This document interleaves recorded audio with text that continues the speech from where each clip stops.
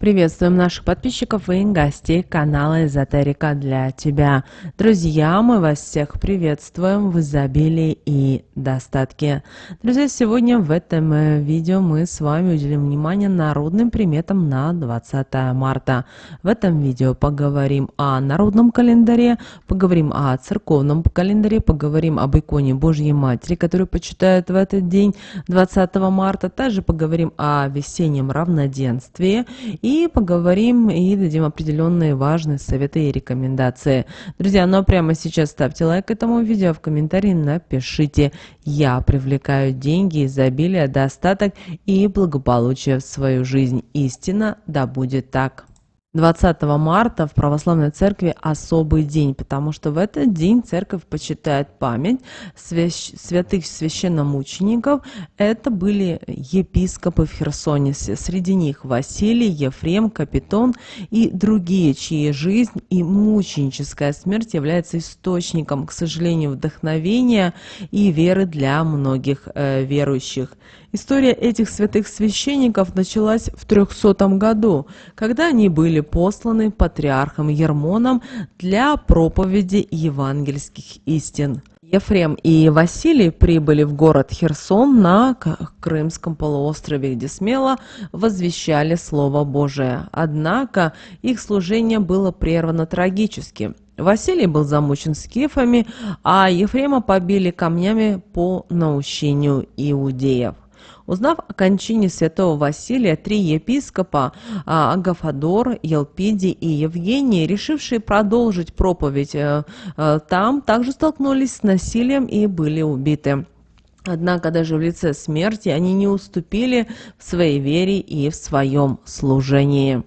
После этих страшных событий патриарх Ермон направил епископа Еферия, который благодаря благоприятной обстановке того времени правления императора Константина Великого мог свободно проповедовать. Еферий мирно скончался, продолжая служение вере. Преемником Еферия стал епископ Капитон, который также столкнулся с испытаниями. Жители потребовали от него чуда, чтобы доказать истинность христианской веры. Святитель вошел в раскаленную печь, но остался невредимым, что привело к обращению многих язычников к Христу. Тем не менее, его жизнь закончилась все-таки мученической смертью, когда варвары утопили его в реке Днепр. Память святых священномучеников, которые были епископами, сохраняется в сердцах верующих и напоминает нам о жертвенной вере и служении, которое они приносили во имя Бога. Их жизнь и смерть служат примером стойкости, мужества и преданности вере, которой каждый христианин должен стремиться подражать. 20 марта в Православной Церкви почитается чудотворная икона Божией Матери «Споручница грешных». Этот святой образ обрели в 1843 году в Адрино-Николаевском мужском монастыре, который находился в Брянской области. С тех пор он стал символом надежды, утешения и исцеления для многих верующих. История этой иконы наполнена чудесами и исцелениями. По молитвам родителей и верующих у чудотворной иконы происходили исцеления от различных болезней, таких как паралич, эпилепсия и даже слепота. Но не только физические болезни уходили благодаря милости Божией. Иконой также были излечены от холеры многие верующие, когда эта болезнь свирепствовала в Москве в 1848 году. С первых лет после обретения иконы было зафиксировано более 115 случаев чудесных исцелений. Сила веры и молитв, сопровождающих обращение к этому святому образу, приводила к чудесным результатам, оставаясь в истории как доказательство божественного вмешательства и милости к своим детям. И по сей день многие люди обращаются к иконе «Споручница грешных» с надеждой на исцеление и на защиту. Ее чудотворная сила пребывает в сердцах и в душах верующих, наполняя их надеждой и уверенностью в божественной любви и заботе. И этот святой образ продолжает быть источником утешения и вдохновения для всех, кто обращается к нему с верой и с преданностью. Друзья, мы в описании к этому видео оставим вам молитвы. Обязательно их прочитайте в этот день, 20 марта. Ну а в народном календаре 20 марта называли Василий Капельник.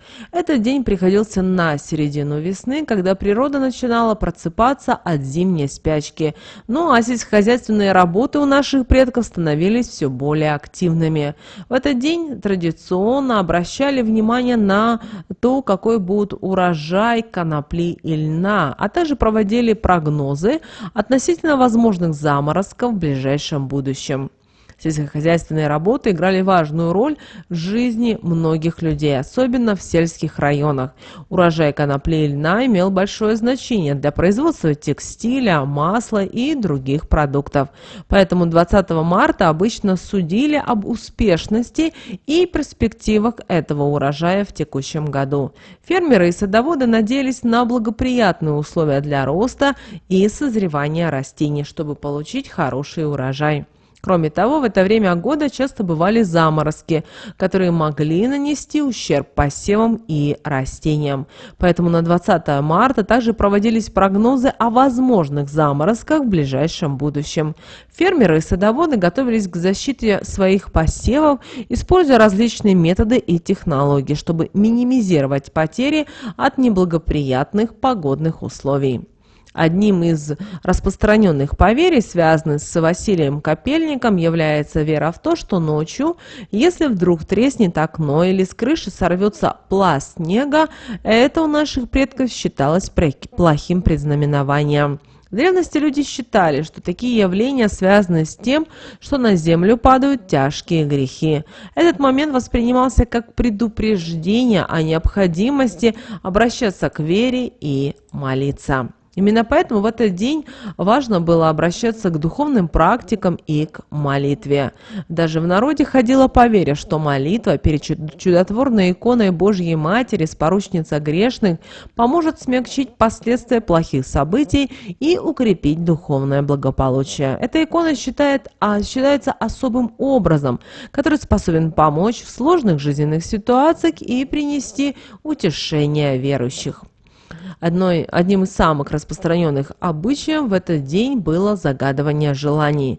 Важно, чтобы желание было добрым и ни в коем случае не несло вред никому, иначе оно может не сбыться.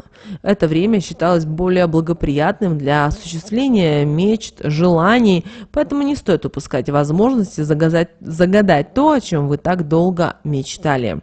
День Павла Капельника также ассоциируется с любовью и с романтикой. Согласно традиции, в этот день влюбленным рекомендуется признаваться в своих чувствах, так как наши предки говорили о том, что они будут действительно взаимными. Это время может стать и идеальным для начала новых отношений или для укрепления существующих. Кроме того, многие люди предпочитали проводить гадания на будущее или на любовь в этот день. Для этого наши предки использовали таро, руны, астрологические прогнозы или просто обряды с использованием традиционных предметов и символов. Такие гадания помогали узнавать события, разгадывать тайные послания судьбы и привлекать в жизнь любовь и счастье. 20 марта благоприятно проводить любовные обряды и читать магические слова. В это время энергия любви и страсти настолько сильна, что любовные магические действия могут быть особенно эффективными. Влюбленные пары могут использовать это время для укрепления своих отношений, а те, кто ищет любовь, могут попытаться привлечь ее с помощью магии.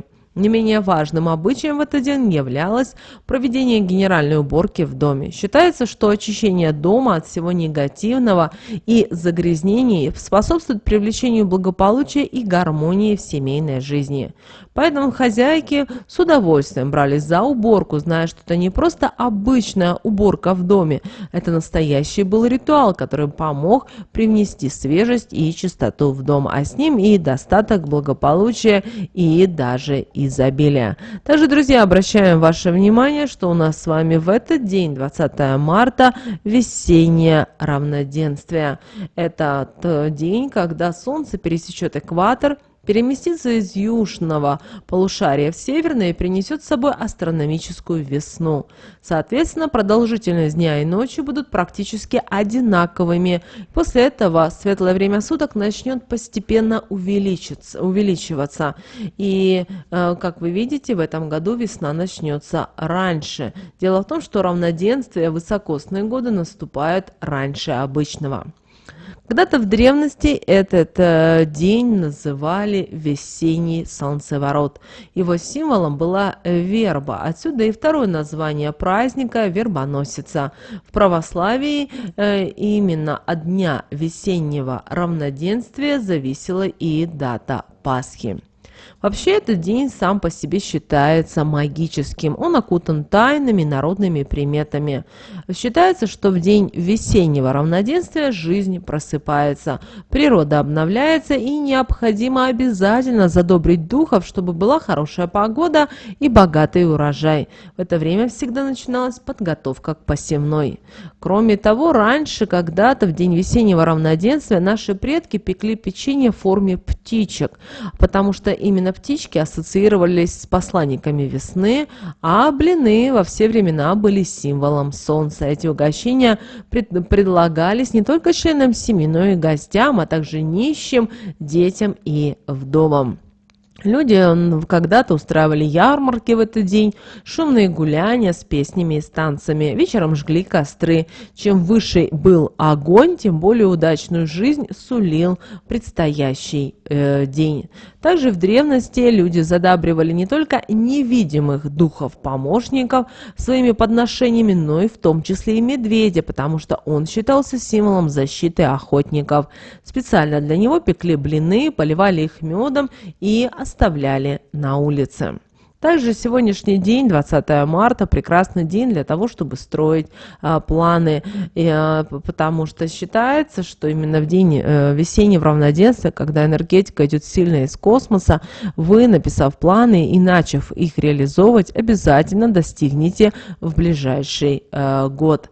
Кроме того, в этот день хорошо зажигать свечи, благовония, для того, чтобы очистить ауру вашего дома. Со свечой вы можете обойти всю квартиру, и в этот момент даже представлять, как в огне сгорает весь негатив, который, возможно, есть в вашей жизни. Негативные ситуации, мысли, которые не дают вам покоя. Также в этот день, 20 марта, в день весеннего равноденствия, старайтесь говорить своим близким, друзьям, родным добрые слова. Поблагодарите их за все, что они для вас делают, что у вас есть. А те, кто признается в любви, день весеннего равноденствия считается, что скоро заключит брак. Так что постарайтесь успеть воспользоваться энергиями весеннего солнцестояния. Теперь давайте поговорим о том, что же нельзя было делать 20 марта по народным приметам. Итак, одной из основных народных примет, напоминающих о том, чего следует избегать 20 марта, в день Павла Копельника, является проведение его как обычного дня, полного труда, забот и беспокойства, или же быть бездельником. Этот день считается особым, обладающим огромной силой и магической энергией, поэтому не рекомендуется в этот день заниматься рутинными делами или просто бездельничать. Кроме того, весеннее равноденствие, которое приходится у нас в этом году на 20 марта, указывает на переходный момент между зимой и весной, когда природа пробуждается от спячки. Это время сопровождается изменениями в энергетике окружающего мира, поэтому важно быть бдительным и осторожным. Также в этот день, 20 марта, не стоит грустить. Это связано с тем, что от того, как пройдет этот день, зависит, что принесут последующие 30 дней. Поэтому важно не допускать уныния или тоски. Также, если вы хотите веселиться, то через силу делать этого не стоит. Также не рекомендуется погружаться в глубокую печаль. Важно настроиться на позитиве и сохранять хорошее настроение. Можно провести этот день с друзьями, с коллегами, с родными, наслаждаясь обществом тех, с кем вам комфортно и уютно. Кроме того, позитивное настроение поможет привлечь к вам удачи и благополучие в последующие дни. Поэтому не забывайте о позитиве даже в самые трудные моменты, и ваше хорошее настроение поможет преодолеть любые трудности.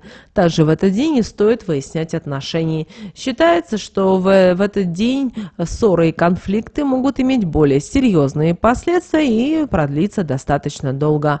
Поэтому не рекомендуется начинать разговор о сложных каких-то темах или решать конфликты, которые могут привести к негативным последствиям касательно отношений и личной жизни. Также в этот день, 20 марта, не рекомендуется пересаживать цветы.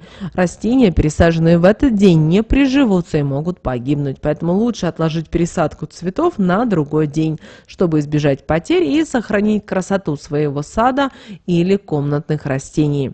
Также в этот день не стоит игнорировать окружающих. Это день отличное время, чтобы найти время для близких и родных, а также оказать помощь тем, кто действительно нуждается в поддержке. Это может быть помощь коллеге с работы, возможно, занесение коляски соседки с ребенком, какой-то добрый жест или даже просто дружеская беседа. Такие поступки помогают укрепить отношения, создать атмосферу добра и поддержки вокруг себя. Также важно не думать о плохом в этот день. Негативные мысли могут воплотиться в жизнь, поэтому важно поддерживать позитивный взгляд на события и на ситуации. Сосредоточьтесь на положительных аспектах жизни, на благополучии и успехах, и вы увидите, как ваше настроение и отношение к жизни изменится к лучшему. Так как также в этот день не стоит сплетничать и наговаривать. По преданиям, весь негатив, сказанный о ком-то, обернется против того, кто говорит, кто сплетничает, принеся ему неприятности и негативные последствия. Поэтому воздержитесь от таких разговоров, которые могут причинить вред другим людям или привести к распространению злословия и клеветы. Поэтому, друзья, обращайте на это особое внимание. Вот такой у нас с вами насыщенный день 20 марта. Мы надеемся, друзья, что наши советы и наши рекомендации вам помогают в жизни. Прямо сейчас ставьте лайк этому видео. И прямо сейчас, друзья, на экране вы видите два всплывающих окна. Друзья, это следующие рекомендованные видео для вас. Нажимайте на то видео, которое вам на интуитивном уровне понравилось больше, и смотрите. Друзья, всех вам мыслимых и немыслимых благ. Услышимся с вами уже буквально в следующем видео.